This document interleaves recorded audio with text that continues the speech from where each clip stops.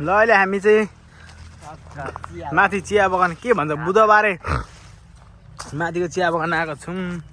चिया बगानमा इन्जोय हुँदैछ हाम्रो। इन्जोय त के हुनु रमाइलो ठाउँ देखिरहेको छौँ। चियाहरू अब पाउलाहरू टिप्ने बेला अब अलि टिप्यो भने पाप लाग्छ। बबाल एकदम बबाल छ। यो चाहिँ के को लागि टाँस्या हुन्छ भने यो चाहिँ किराहरू त्यहाँ आएको टाँसियोस् भनेर गमला हुन्छ क्या, अनि ट्याप टाँसिन्छ। त्यो भएर चियामा किराहरू कम लाग्छ। यहाँ उत्पादन क्षमता बढाउनको लागि गरे यो चाहिँ खास। यो रुखहरू कारहरू जुन आउँछ नि यताबाट बाटो छ, यता गाउँ छ, रमाइलो छ यहाँ। यस्तै छ घामहरू एकदम अस्ताउने बेला डुब्ने बेला भएको छ। चिया बगानमा अहिले हरियाली अलिक कम भएको छ। चिया भर्खर टिपेको रहेछ। चियाहरू भर्खर टिपेर सकेको रहेछ।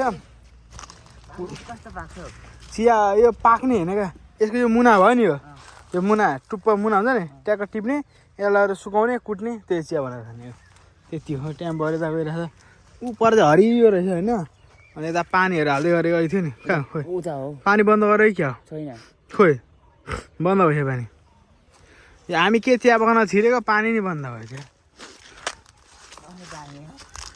अब यो चिया बगानतिर एउटा घर बनाएर बस्नुपर्छ। चियाबारीमा हो चियाबारीमा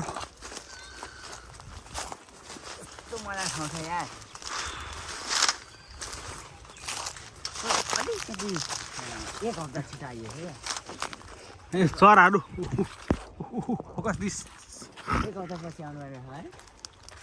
अब यो चिया टिप्नलाई हिँड्ने मान्छे हिँड्ने बाटो यस्तो सरर गल्ली ठेक्क। एक हप्ता छिटो आइएछ क्या।